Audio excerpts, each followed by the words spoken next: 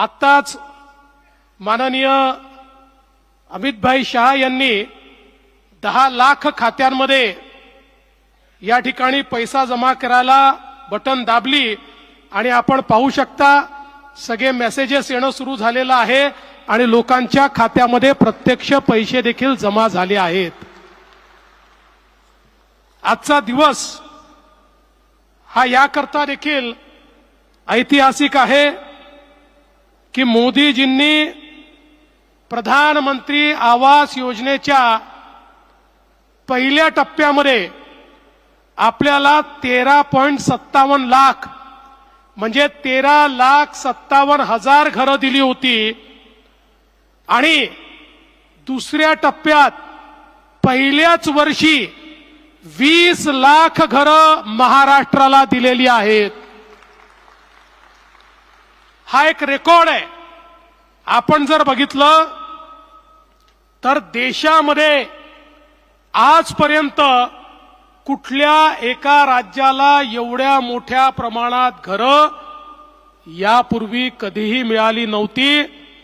पहिल्या टप्प्यात जी 13,57,000 घरं मिळाली त्यापैकी 12,65,000 घरं आपण बांधून पूर्ण केली। उर्वरित घरांचं काम देखील चाललेलं आहे। पण मी विशेष अभिनंदन करेन ग्राम विकास विभागाचं, कारण जानेवारी महिन्यामध्ये केंद्रीय ग्राम विकास मंत्री माननीय शिवराज सिंग चौहान साहेबांनी याच पुण्यामध्ये मला पत्र दिलं 20 लाख घरांच्या मंजुरीचं आणि आपण ग्राम विकास विभागाला सांगितलं की 100 दिवसामध्ये या 20 लाख घरांना प्रत्यक्ष मान्यता मिळाली पाहिजे आणि आज केवळ 45 दिवसामध्ये याच पुण्यामध्ये ग्राम विकास विभागाने 20 लाख घरांची मंजुरीचं पत्र आणि सोबत 10 लाखांच्या खात्यामध्ये प्रत्यक्ष पैसे देणं हे आज आपण या ठिकाणी संपन्न केलेलं आहे। आणि मला आनंद आहे आपण हजारोच्या संख्येने इथे उपस्थित आहात। आपल्या सोबत 34 जिल्हा परिषदांमध्ये त्या ठिकाणी कार्यक्रम चाललेला आहे। तिथे आपले पालकमंत्री आहेत। 351 आपल्या पंचायत समितीमध्ये कार्यक्रम चाललाय। बहुतांश ठिकाणी जिथे पोहोचू शकले तिथे आमदार आहेत आणि 28,000 ग्रामपंचायतीमध्ये कार्यक्रम चाललेला आहे। सगळे लोक ऑनलाईन जुडलेले आहेत।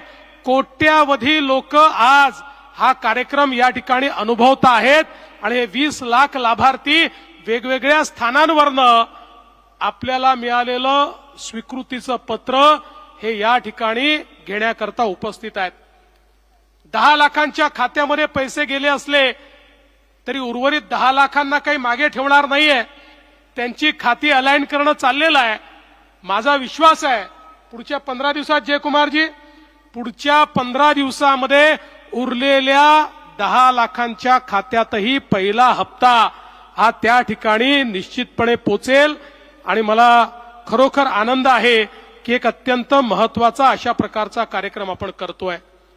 आपण या निमित्ताने या घरांसाठी 1,20,000 रुपये थेट देतो। नरेगाच्या माध्यमातून 28,000 रुपये देतो। पुन्हा प्रत्येक घराला शौचालयाकरता 12,000 रुपये देतो। असे या ठिकाणी आपण जवळपास 1,60,000 रुपये या माध्यमातून आपण देतो।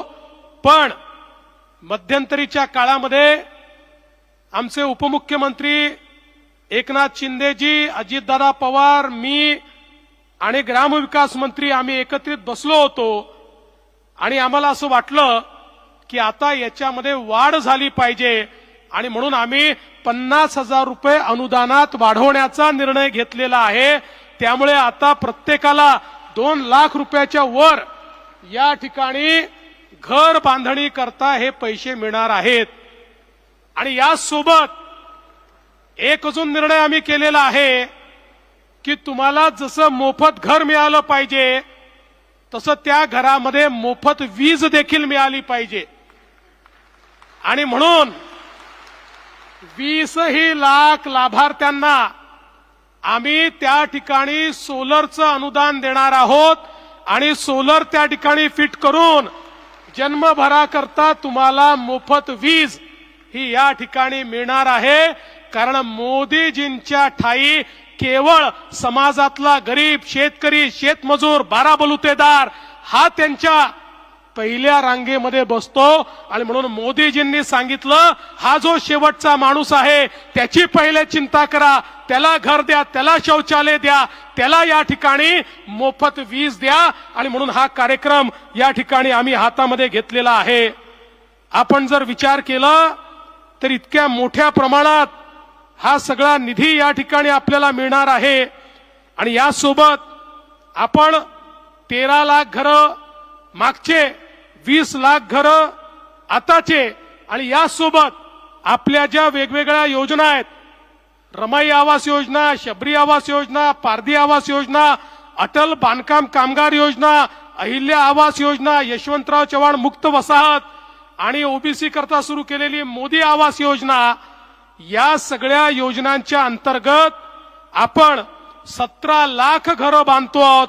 म्हणजे एकूण जर आपण विचार केला तर महाराष्ट्रामध्ये 51 लाख कुटुंबांना घरं देण्याचं काम हे मोदीजींच्या नेतृत्वामध्ये राज्य सरकारच्या माध्यमातून चाललेलं आहे.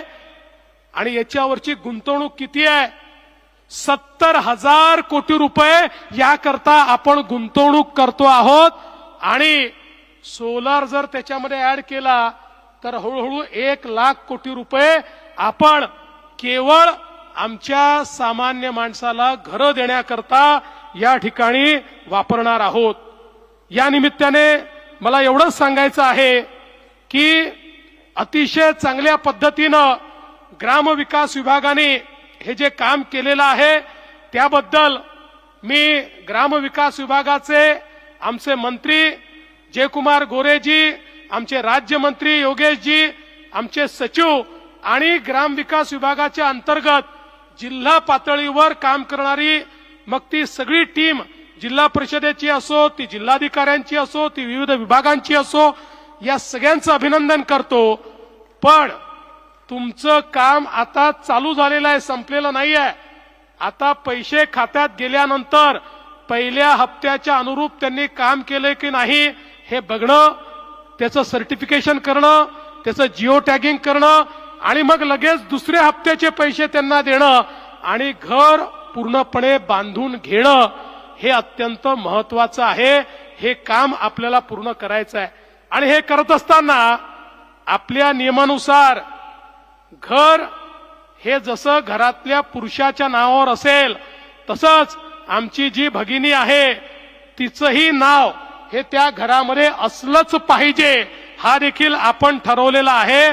त्यामुळे सगळ्या भावांना विनंती आहे की आमच्या बहिणीचं, आमच्या वहिनीचं नाव हे त्या घरामध्ये असलं पाहिजे, याची काळजी आपल्या सर्वांना घ्यायची आहे.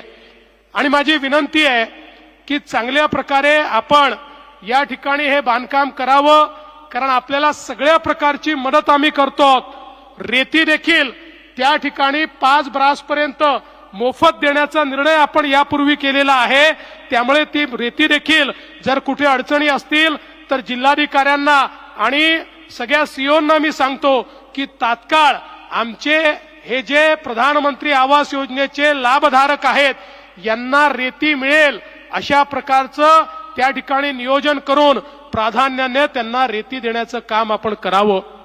मी आज या निमित्ताने आपल्या सर्वांना मनापासून शुभेच्छा देतो. राज्यातलं सरकार, देशातलं सरकार हे आपल्या पाठीशी उभं आहे. आणि म्हणूनच आमची सगळ्यांची इच्छा होती की देशामध्ये ऐतिहासिक कार्यक्रम आहे, जो कधीच झाला नाही असा कार्यक्रम महाराष्ट्रात होतोय. तर ऐतिहासिक कार्यक्रमाला इतिहास निर्माण करणारे आमचे अमितभाई शहाच आले पाहिजेत आणि त्यांनी या ठिकाणी होकार दिला आणि त्यांच्या हस्ते आज या ठिकाणी हा कार्यक्रम संपन्न झाला. त्याबद्दल त्यांचे मनापासून आभार मानतो आणि पुन्हा एकदा आपल्या सर्वांचं अतिशय मनपूर्वक स्वागत करून मी माझे 2 शब्द संपवतो. धन्यवाद. जय हिंद, जय महाराष्ट्र.